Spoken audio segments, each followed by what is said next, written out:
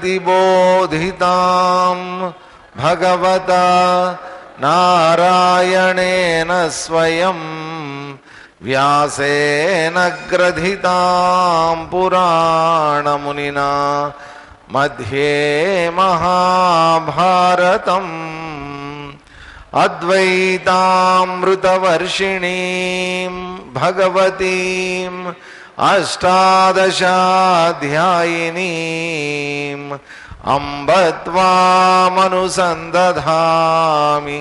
भगवद्गीते भवद्वेषिणीम्।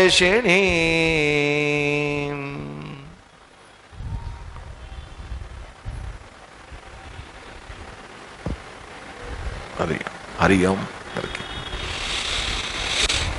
నిన్న జరిగిన శ్లోకాలు ఒకసారి చదువుదాం. 21వ శ్లోకం నుంచి చదువుదాం ఒకసారి. 5వ అధ్యాయం 21.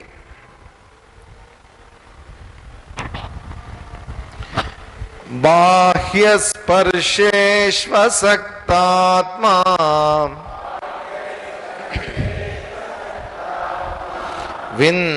విందత్యాత్మని యత్సుఖం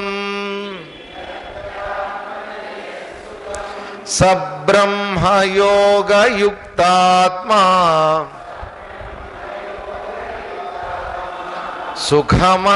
సుఖమక్షయమశ్నుతే ఏహి సంస్పర్శజా భోగాః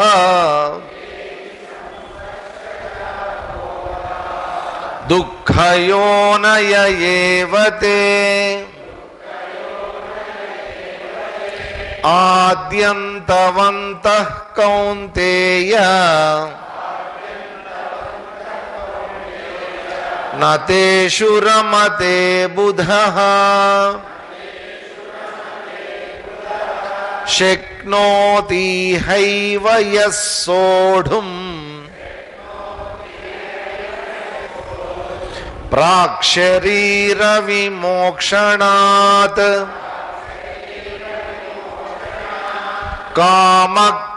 కామక్రోధోద్భవం వేగం సయుక్తః స సుఖీ నరః యోऽन्तః సుఖోऽन्तరారామః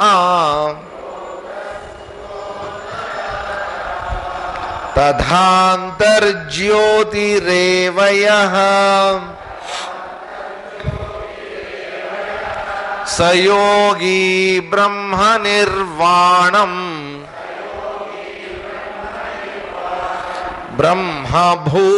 బ్రహ్మభూతోధిగచ్చతి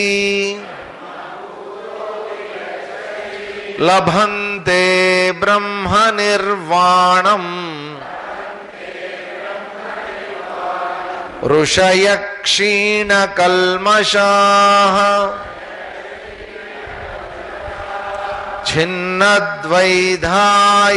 ఛిన్నద్వైధాయతాత్మానః సర్వభూతహితే రతాః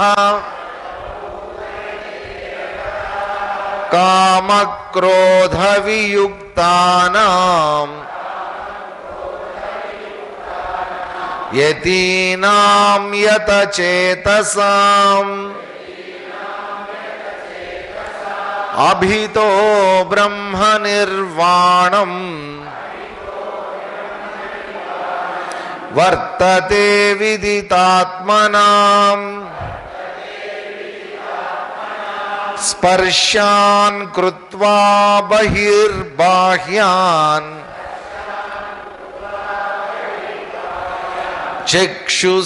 చక్షుశ్చైవాంతరే భ్రువోః ప్రాణాపానౌ సమౌ కృత్వా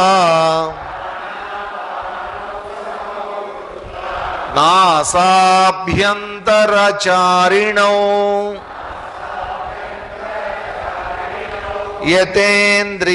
యతేంద్రియమనోబుద్ధిః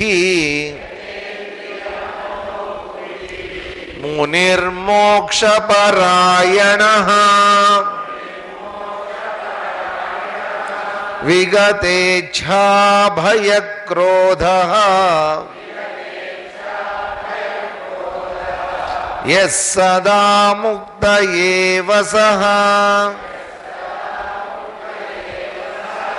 ఇక్కడ ఏంటంటే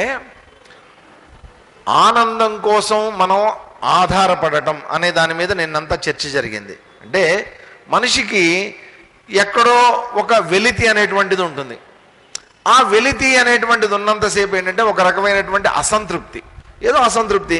ఆ వెలితి దేని వల్ల ఫీల్ అవుతాం? ఏదో కావాలి, ఏదో రావాలి, ఇంకా ఏదో పొందాలి అనేటువంటి ఒక వెలితిని ఫీల్ అవుతూ ఉంటాం. ఆ వెలితిని పూడ్చుకోవడానికి చేసేటటువంటి ప్రయత్నమే మనం చేసేటటువంటి కర్మలన్నీ కూడా. దీని ద్వారా నా వెలితి, నేను అనుకున్నది జరిగిపోవాలి, పూర్తయిపోవాలి అని అనుకుంటాం. అయితే ఇక్కడ ఏంటి, దీని గురించి మనం ఏం చేస్తున్నామంటే సాధారణమైనటువంటి మానవులందరూ కూడా ఆ వెలితిని పూడ్చుకోవడానికి మనం బయట ప్రపంచం మీద ఆధారపడుతున్నాం. ఇక్కడ ఏమన్నారు, నిన్న చెప్పినటువంటి దాంట్లో యోగి అయినటువంటి వాడు, బుధుడైనటువంటి వాడు ఎప్పుడు కూడా బాహ్యం మీద ఆధారపడకుండా తన లోపలే ఉన్నటువంటి ఆనందం ఏదైతే ఉందో దాని మీద ఆధారపడతాడు. కాబట్టి అటువంటి వాడు బాహ్యం మీద ఆధారపడినా ఒకటే, పడకపోయినా ఒకటే అన్నటువంటి చెప్పారు. ఇంకొకటి ఏంటి, తన లోపల ఆనందాన్ని పొందుతున్నటువంటి వాడు ఆ ఆనందం ఎక్కడి నుంచి వస్తోంది అన్న విషయం కూడా తెలుసుకుని ఉంటాడు. దేని నుంచి వస్తుంది? అది ఆత్మ నుంచి వస్తున్నటువంటిది. సత్ చిత్ ఆనందం, ఇది ఆత్మ. కాబట్టి ఆత్మ యొక్క లక్షణం ఏంటి? సచ్చిదానంద స్వరూపం. కాబట్టి నా ఆత్మని నేను తెలుసుకున్నాను అంటే అర్థం ఏంటంటే నా ఆనందాన్ని కూడా అనుభవిస్తున్నాను అని అర్థం. నా ఆనందాన్ని నేను గుర్తిస్తున్నాను అంటే నా ఆత్మని నేను తెలుసుకున్నాను అని అర్థం. కాబట్టి ఇటువంటి వాడు ఏం చేస్తూ ఉంటాడట, కేవలం తనలో ఉండేటటువంటి ఆత్మనే కాకుండా బాహ్య అంతటా కూడా ఎక్కడెక్కడైతే తన ఇంద్రియాలు వెళ్తున్నాయో, ఎక్కడెక్కడికైతే తన మనస్సు అనేటువంటిది వెళ్తుందో అక్కడక్కడల్లా అతను చూసేటటువంటిది ఏంటంటే తనని తానుగా చూసుకుంటాడు, తన ఆత్మనిగా అక్కడ గుర్తిస్తూ ఉంటాడు. అందుకని అటువంటి వాళ్ళు సర్వభూత హితే రతాహ, అన్ని భూతాల యొక్క హితాన్ని కాంక్షించేటటువంటి వాళ్ళు. ఎందుకంటే ప్రతి మానవుడు కూడా ఏం చేస్తాడంటే ఎవరి హితాన్ని కోరుకున్నా కోరుకోకపోయినా స్వహితాన్ని మాత్రం కోరుకుంటాడు. మనందరం అంతే కదండి. అందుకనే మన ఏమంటారు, వీఆర్ ఆల్ సెల్ఫిష్, స్వార్థపరులం మనం. ఆ స్వార్థపరత్వం ఎక్కడి నుంచి వస్తుంది? మామూలుగా మనిషి ఏం చేస్తాడంటే నా హితాన్ని నేను కోరుకుంటా, నేను బాగుంటే చాలండి, నేను తింటే చాలండి, నాకు సుఖం దక్కితే చాలండి, నాకు ఆనందం దక్కితే చాలండి అని నేను అనుకుంటూ ఉంటా. అది స్వార్థ చింతన కదా, సెల్ఫిష్నెస్ అంటాం మనం. ఇక్కడ ఏంటంటే ఎవరైతే అన్ని భూతాలతో తాదాత్మ్యం చెందారో, అన్నిటిలో ఉన్నది నేనే అన్నటువంటి సంగతి తెలుసుకున్నాడో, ఏ విధంగా అయితే స్వార్థ చింతనతో నాకు ఆనందం కావాలి అని కోరుకుంటున్నాడో అదే విధంగా అందరిలో కూడా ఆనందం చూడాలి అని అనుకుంటాడు. అందుకని ఏం చేస్తూ ఉంటాడు, ఎప్పుడు సర్వభూత హితాన్ని కోరుకునేటటువంటి వాడు. కాబట్టి అతను దేన్ని ద్వేషించడు, దేన్ని రిజెక్ట్ చేయడు అనమాట. ఇది నాది కాదు, ఇది నాకు సంబంధం లేదు, ఇది ఎవరిదో, నాకెందుకు ఇది అనే రిజెక్షన్ ఉండదు. అన్నిటినీ తనగా స్వీకరించేటటువంటి వాడు. అటువంటి వాడు ఎవరైతే ఉన్నారో అతను ఇక్కడ యోగి అని చెప్పబడుతున్నాడని మనకు చెప్పారు. చిన్నద్వైత యథాత్మానః సర్వభూత హితే రతాః. అంతేకాకుండా ఇంకేమన్నారు, కామక్రోధ వియుక్తానాం యతీనాం యతచేతసాం అభితో బ్రహ్మ నిర్వాణం వర్తతే విదితాత్మవాన్. కాబట్టి ఆత్మతత్వంలోనే వర్తిస్తూ ఉంటాడు. అందువల్ల అతను కామక్రోధాల నుంచి బయటపడినటువంటి వాడై ఉంటాడని చెప్తూ చివరిలో ఏమన్నారు, యత ఇంద్రియ మనః బుద్ధి. ఇంద్రియాలు యత కంట్రోల్లో ఉన్నటువంటి వాడు, వాటితో పాటు మనస్సు బుద్ధి అవి కూడా కంట్రోల్లో ఉన్నటువంటి వాడు. ముని మోక్షపరాయణ ముని, మోక్షమే పరాయణం, మోక్షం తప్ప నాకు ఇంకేం అక్కర్లేదు అనేటువంటి భావన కలిగినటువంటి ముని. విగతేచ్ఛా భయక్రోధ, ఇచ్ఛ భయం క్రోధం, కోరిక కోపం వదిలిపెట్టేసినటువంటి వాడు. సదా ముక్త ఏవ సహా, అటువంటి వాడు ఎప్పుడు కూడా ముక్తుడే. కాబట్టి నేను మోక్షం పొందానండి అని ఎవరన్నా చెప్పుకుంటే ఇవన్నీ ఉన్నాయా లేదో చెక్ చేసుకోండి. సార్ నాకు మోక్షం వచ్చేసింది సార్, కొంతమంది చెప్తూ ఉంటారండి మా దగ్గరకు వచ్చి, సార్ నాకండి తెల్లటి కాంతి కనిపించిందండి, ఏదో అయిపోయిందండి, నేను అలా గాల్లో తేలుతున్నట్టు అనిపిస్తుందండి, నేనేదో చేస్తున్నట్టు చెప్తూ ఉంటారు. అంటే ఏంటంటే మేము ఒక లెవెల్కి వచ్చేసాం, మీరంతా ఇంకెక్కడే ఉన్నారు. మేమంతా హై లెవెల్ అని అనుకుంటూ ఉంటారు. అనుకోండి, తప్పు లేదు. కానీ ఈ లక్షణాలు ఉన్నాయో లేదో చెక్ చేసుకోండి ఒకసారి. మనందరం మనం అనుకుంటే సరిపోదండి, ఈ లక్షణాలు టిక్ పెట్టుకోండి ఒక్కొక్కటి. ఏంటి? యత ఇంద్రియ మనః బుద్ధి. నీ ఇంద్రియాలు, మనస్సు, బుద్ధి కంట్రోల్లో ఉన్నాయా? నీ చెప్పు చేతల్లో ఉన్నాయా? నువ్వు చెప్పినట్టు వింటున్నాయా? వింటూ ఉంటే నీకు మోక్షం వచ్చేసినట్టే. దాంతోపాటు మోక్షపరాయణం, నేను మోక్షాన్నే కావాలనే కోరిక ఉందా? ఇంకా ఈ ప్రపంచంలో తిరగాలి, జన్మలు ఎత్తాలి అనే కోరిక ఉందా? ఒకవేళ మోక్షమే నేను పొందాలి అనే కోరిక ఉంటే నువ్వు మోక్షం పొందినా పొందకపోయినా నువ్వు మోక్షం పొందినటువంటి వాడివే. దాంతోపాటు ఏమన్నారు? విగతేచ్ఛా భయక్రోధ. ఇచ్ఛా, భయం, క్రోధం, ఈ మూడు కూడా తొలగిపోయాయా నీలో? ఒకవేళ తొలగిపోయాయి అనుకో, అప్పుడు నువ్వు మోక్షం పొందినటువంటి వాడివి. విచిత్రం ఏంటంటే ఇవన్నీ నువ్వు చెప్పుకుంటే వచ్చేవి కావు. ఇవన్నీ నా కోరికలన్నీ పోయాయండి, నాకు అంత అయిపోయిందండి, నాకు ఆత్మనిగ్రహం వచ్చేసిందండి అని నువ్వు చెప్పుకున్నంత మాత్రాన ఇవన్నీ నీకు వచ్చేవి కావు. ఇంకొకటి చెప్తున్నా, ఇవన్నీ ఈ లక్షణాలు ఉన్నటువంటి వాడు ఎవడు కూడా పొరపాటున ఏ రోజు ఎవరికి చెప్పుకోడండి. ఏ రోజు ఎవరికి చెప్పుకోడు. తన జీవితాన్ని తను జీవిస్తూ ఉంటాడు అంతే. వీటన్నిటిలో ఉన్నప్పటికీ కూడా తన జీవితాన్ని తను జీవిస్తూ ఉంటాడు. అటువంటి వాళ్ళ చేత చూడండి, ఇంతకుముందు శ్లోకంలో సర్వభూత హితేరత అన్నారు కదా, అటువంటి వాళ్ళని ఆ ప్రాణులందరూ గుర్తిస్తారండి. ఆటోమేటిక్గా గుర్తించి ఆటోమేటిక్గా వాళ్ళ సాన్నిధ్యాన్ని కోరుకుంటారట. స్వామి తపోవన్ మహారాజ్ గారు, చిన్మయానంద స్వామీజీ గారి గురువు గారు అన్నమాట. తపోవన్ మహారాజ్ గారి ఇంటికి ఆయన చాలా చిన్న వయసులో ఉన్నప్పుడు, సుబ్రహ్మణ్యంగా ఉన్నప్పుడు, వారింటికి చట్టాంబి స్వామిగళ్ళని, ఆయన కేరళ, ఆయన చట్టాంబి స్వామిగళ్ళు అని చెప్పి ఒక సన్యాసి గారు వారింటికి వచ్చేవారట.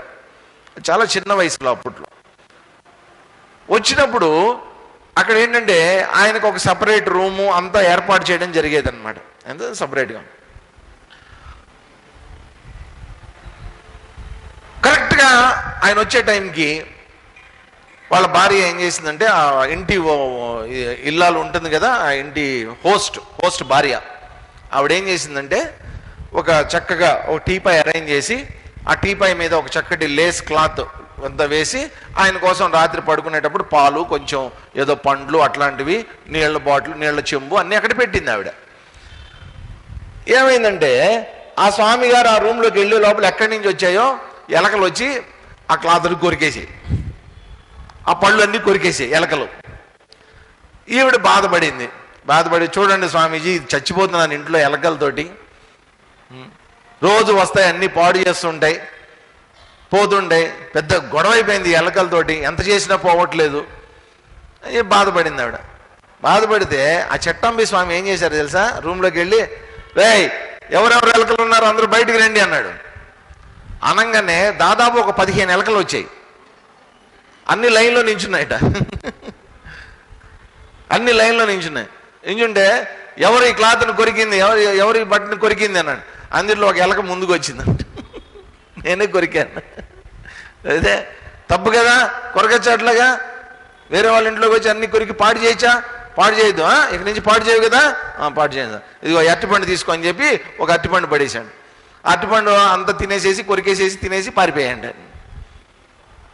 సర్వభూత హితేరద అంటే ఆయన ఒక ఎలకలు ఎక్కడున్నారు అందరూ రండి అని చెప్పి శాసించి వాటిని అన్నింటినీ అక్కడికి రప్పించాడు అంటే మామూలు విషయం కాదండి. మీరు అడగండి, ఎలకలు వస్తాయా? మన ఇంట్లో పెంచే కుక్కలే రావు మన దగ్గరికి. ఎలకలు వచ్చేసాయంట. అంటే ఏంటి? ఐడెంటిఫికేషన్. ఆ వాటిల్లో ఉన్నటువంటి తత్వంతో తన తత్వం ఐడెంటిఫై అవుతోంది. అప్పుడు ఆటోమేటిక్గా అక్కడ చెప్పు చేతుల్లో అన్నీ కూడా ఉంటాయి. వాళ్ళు ఏం చెప్తే అది అందరూ కూడా వింటారు. కొంతమంది మహాత్ములండి, వాళ్ళు నిజంగా వాళ్ళు ఒక రకమైనటువంటి శాసనం, ఇది ఇంతే, ఇట్లా జరగాలి అని చెప్పారు అంటే ఖచ్చితంగా దాన్ని అందరూ ఫాలో అయిపోతారు అంతే. ఎందుకని? మన ఇంట్లో భార్య చెప్తే భర్త విండు, భర్త చెప్తే భార్య విండు మామూలుగా. కానీ ఒక మహాత్ముడు కనుక చెప్తే నువ్వు ఇట్లా చెయ్యా అంతే, ఆచరించేస్తారు అందరూ. ఎక్కడి నుంచి వస్తుంది అది? వాళ్ళకి ఆ శక్తి ఎక్కడి నుంచి వస్తుంది? సర్వభూత హితేరత. అన్ని ప్రాణులతోటి వాళ్ళు ఐడెంటిఫై అయిపోతారు కాబట్టి, అన్నిటితోటి తాదాత్మ్యం చెంది ఉంటారు కాబట్టి వాళ్ళు. సో అటువంటి వాడు, ఆ లక్షణాలన్నీ ఉన్నటువంటి వాడు సదాముక్త, ఎల్లప్పుడూ మోక్ష స్థితిలో ఉన్నటువంటి వాడు అని చెప్తూ చివర్లో ఒక కంక్లూజన్ చేస్తున్నారు చూడండి ఈ అధ్యాయాన్ని. భోక్తారం యజ్ఞ తపసాం సర్వలోక మహేశ్వరం సుహృదం సర్వభూతానాం జ్ఞాత్వా మాం శాంతిమృచ్ఛతి. భోక్తారం యజ్ఞ తపసాం సర్వలోక మహేశ్వరం సుహృదం సర్వభూతానాం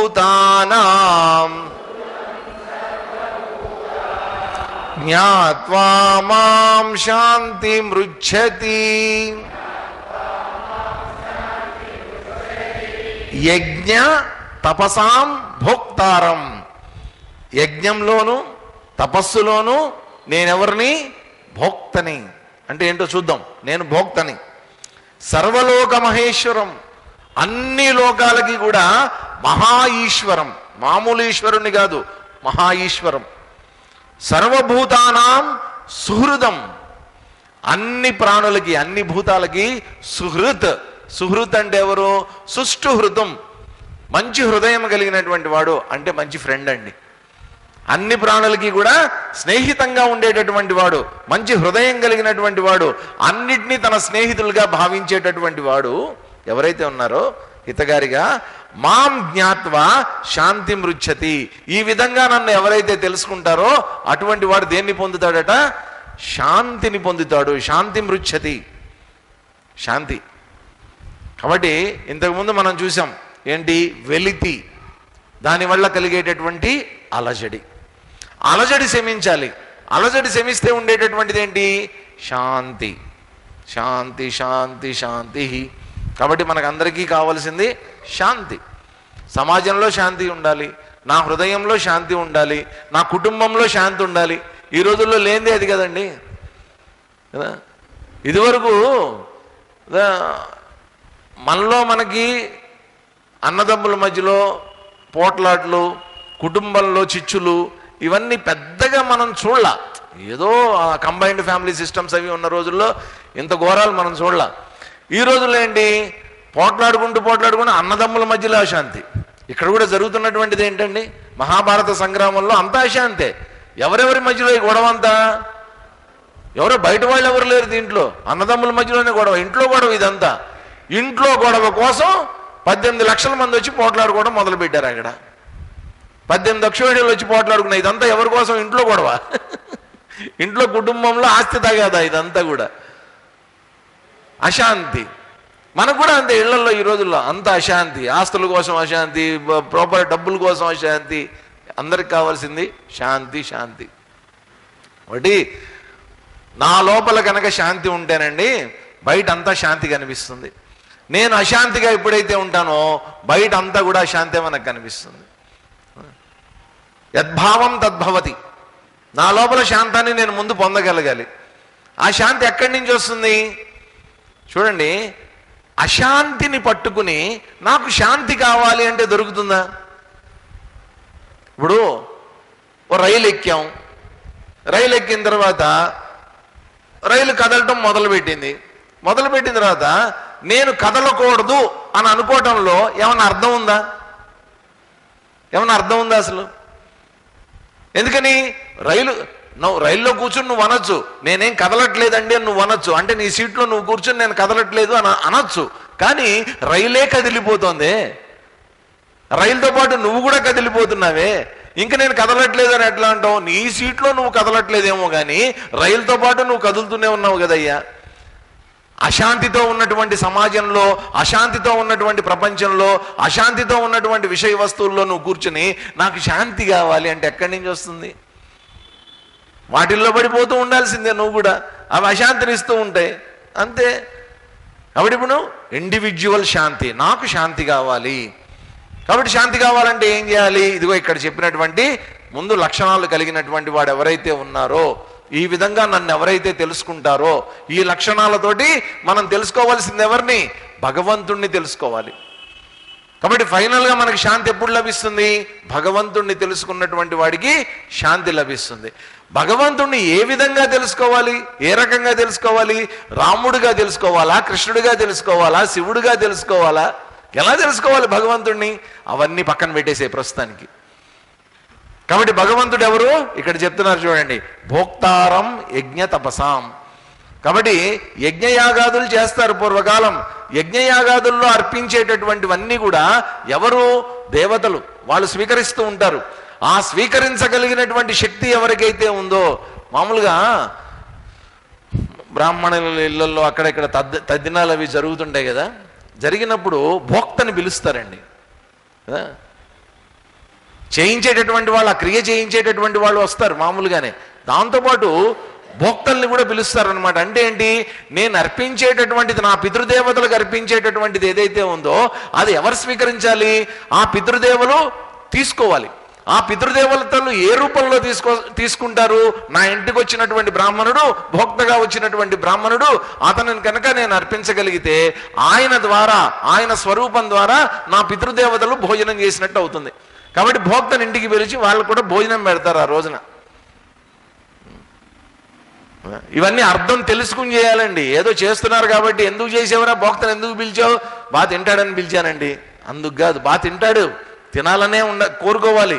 ఎందుకంటే అతను బాగా తింటే పితృదేవతలు కూడా సంతృప్తి చెందుతారట. అందుకోసం అని చెప్పి పిలవాలి. ఆ అర్థాన్ని తెలుసుకుని చేస్తే కనుక ఒక మంచి ఇదవుతుంది. లేకపోతే ఏం సార్ ఇదంతా, వేరే వాళ్ళ భోజనాలకు పిలవటం ఏంటండి, భోక్తలను పిలవటం ఏంటండి, వాళ్ళని పిలవటం ఏంటండి, ఇదంతా అయిపోతుంది. అందరికీ గురునానక్ గారు తెలుసు కదా, సిక్కులు గురువు గురునానక్ గారు. ఆయన ఒకసారి వారణాసికి వచ్చారు. ఆయన దేశాటనం చేస్తూ వారణాసికి వచ్చారు. వారణాసికి వస్తే అక్కడ మణికర్ణిక ఘాట్లో ఏం జరుగుతుందంటే, ఎవరో ఒక వేద పండితుడు ఒడ్డును కూర్చుని ఒకళ్ళకి పితృతర్పణాలు ఇప్పిస్తున్నాడు. అతను గంగానదిలోకి దిగాడు. దిగి ఈయన ఒడ్డును కూర్చొని మంత్రాలు చదువుతున్నాడు. తర్పయామి తర్పయామి అన్న అతనేమో నీళ్లు తీసుకుని ఇలా వదులుతున్నాడు అనమాట. ఆ నదిలో నిలబడి ఇక్కడ దాకా నీళ్ళు ఇట్లా వదులుతున్నాడు. మళ్ళీ ఏమో మంత్రాలు చెప్పి తర్పయాం తర్పయాం తర్పయాం, మళ్ళీ మూడోసారి ఈయన ఒడ్డును కూర్చొని చూస్తున్నాడు. ఈయన పంజాబీ, సిక్కు మతస్థుడు. వీళ్ళకి ఇటువంటి సాంప్రదాయం ఏమి లేవు. ఈ తర్పణాలు వదలటాలు ఇవన్నీ వాళ్ళ సాంప్రదాయంలో లేవు, వాళ్ళ ధర్మంలో లేవు. ఈయన ఆశ్చర్యంగా చూస్తున్నాడు. ఆ పండితుడి దగ్గరికి వెళ్ళి అడిగాడు, ఆయన ఏం చేస్తున్నాడు అక్కడ అని అడిగాడు. అడిగితే వాడు పితృదేవతలకి తర్పణాలు ఇస్తున్నాడు అంటే, ఇట్లా నీళ్లు పోస్తున్నాడు అంటే ఏం జరుగుతుంది అని. ఇక్కడ అతను ఇచ్చేటటువంటి తర్పణాలు నీళ్లు ఏవైతే ఉన్నాయో అవి వాళ్ళ పితృదేవతలకి చేరతాయి అన్నాడు. అవునా అని ఆయన కూడా నీళ్ళల్లో దిగాడు. ఎవరో గురునానక్ గారు దిగి ఆయన కూడా ఇంకోవైపు తిరిగి ఆయన కూడా నీళ్లు తీసి పోస్తున్నాడు. పోస్తుంటే ఈ పండితుడు అడిగాడు, అరే ఆయనంటే హిందువు, పితృదేవతలకు తర్పణాలు ఇస్తున్నాడు, నువ్వు సిక్కువి, నీకు ఇవన్నీ లేవు కదా, నువ్వేం చేస్తున్నావు, నువ్వేంటి నీళ్లు పోస్తున్నావు అన్నాడు. అంటే పంజాబ్లో మా పొలానికి నీళ్లు పెట్టుకుంటున్నా అన్నాడు.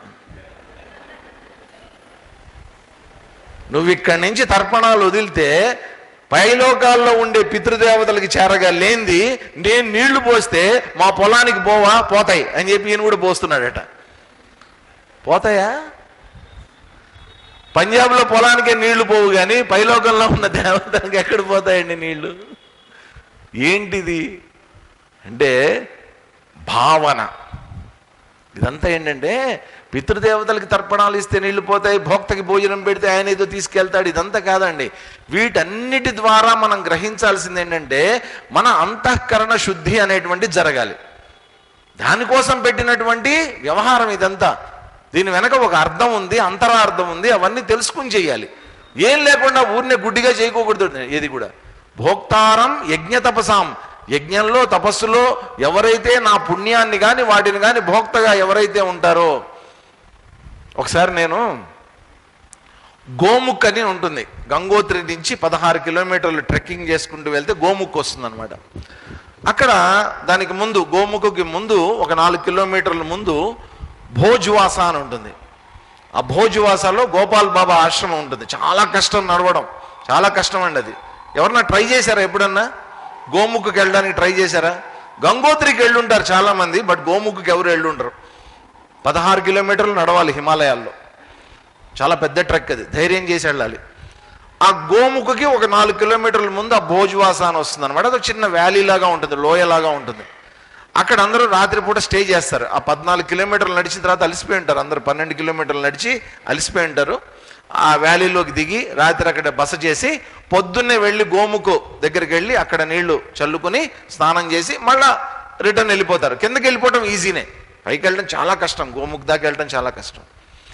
ఆ గోపాల్ బాబా ఆశ్రమంలో నేను ఉంటే అక్కడ గోపాల్ బాబా గారి ఆశ్రమం ఇన్ఛార్జ్ ఒక ఆయన ఉన్నాడు. దాదాపు ఒక 25 ఏళ్ల నుంచి ఆశ్రమాన్ని నడుపుతున్నాడు అనమాట. ఆయన ఏమన్నాడంటే, ఒక సన్యాసి, నిజంగా చెప్తానండి, ఆ రోజు నాకు తెలిసి 2 degrees 3 degrees ఉంటుందేమో సెంటిగ్రేడ్ టెంపరేచర్. అటువంటి టెంపరేచర్లో ఆ మంచు కొండల్లో ఒక సన్యాసి ఊరికినండి ఒక లుంగి కట్టుకున్నాడు, పైన ఒక మామూలు కాటన్ క్లాత్ ఇట్లా వేసుకున్నాడు అంతే. కాళ్ళకేమో మామూలు బట్టతో తయారు చేసిన బూట్లు ఉంటాయే, అలాంటి బూట్లు వేసుకున్నాడు. చంకలో ఒక జోలే, గడ్డం బాగా జుట్టంతా పెంచుకున్నాడు, వెళ్ళిపోయాడు. వచ్చేసాడు అతను. మేమందరం ఏమో స్వెటర్లు వేసుకుని, జర్కిన్లు వేసుకుని గజ గజ గజ వణికిపోతుంటే, రాత్రి మంట వేస్తే ఆ మంట దగ్గర కూర్చుని అందరం చలిగాగుతుంటే అది ఏం లేదు అతనికి. అట్లా ఉండిపోయాడు అతను. నేను చూసా, పొద్దున్నే 5:30కే లేచి, అక్కడ ఏంటంటే 4:30కే తెల్లారిపోతుంది. 5:30కి అతను లేచి ఆ చల్లటి గంగ నది, ఐస్ అనమాట, అదంతా ఐస్ గ్లేషియర్ లాగా ఉంటుంది, ఆ నీళ్లలోకి దిగి చక్కగా స్నానం చేసి జుట్టంతా ఇట్లా విదిలించుకుంటున్నాడు. విదిలించుకుని మళ్ళీ ఆశ్రమం దగ్గరికి వచ్చి అంతా తుడుచుకొని గోముఖకి రెడీ అవుతున్నాడు. ఆ గోపాల్ బాబా ఆశ్రమం ఇన్ఛార్జి ఆయన ఏమన్నాడంటే, ఆయన పేరు ఏదో స్వరూప్ దాసో ఏదో ఉంది ఆయన పేరు. ఆయన ఏమన్నాడంటే, ఆ స్వామిని పిలిచి ఆయన పాద నమస్కారం చేసి, స్వామి, నేను 25 ఏళ్ళుగా ఈ ఆశ్రమాన్ని నడుపుతున్నాను, ఫ్రీగా నడుపుతున్నా, వచ్చిన భక్తులందరికీ ఉచితంగా భోజనం పెడుతున్నాను. భగవంతుడు అంతో ఇంతో నాకు పుణ్యం ఇచ్చుంటాడు కదా, ఆ పుణ్యంలో సగం నీకు ఇచ్చేస్తున్నా అన్నాడు ఆయన. 25 ఏళ్ళుగా నేను చేస్తున్న ఈ కార్యంలో నేను ఎంత పుణ్యం సంపాదించానో ఆ పుణ్యంలో సగం నీకు అర్పించేస్తున్నాడు. సాష్టాంగ నమస్కారం చేశాడు. భోక్తారం అంటే వాళ్ళు తిన్నది భోజనం కాదు, ఆయనకి పెట్టింది భోజనం కాదు. ఆయన పెట్టుంటాడు 4 రోటీలును ఏదో ఇంత పెట్టుంటాడు, టీ ఇచ్చుంటాడు, అది కాదు అక్కడ. సమర్పణ భావం అన్నమాట. నేను నీకు సరెండర్ అయిపోతున్నా. ఇంతవరకు నేను ఎప్పుడు చూడలా, ఊన్నే ఒక కాటన్ బట్ట లుంగి కట్టుకుని కాటన్ బట్ట మీదేసుకొని ఈ ప్రాంతంలో అడుగు పెట్టినటువంటి వ్యక్తిని నేను ఇంతవరకు చూడలేదన్నాడు ఆయన. మహాయోగులు వాళ్ళంతా.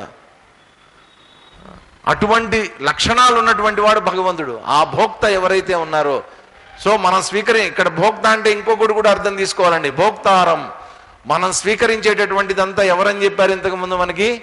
బ్రహ్మార్పణం బ్రహ్మ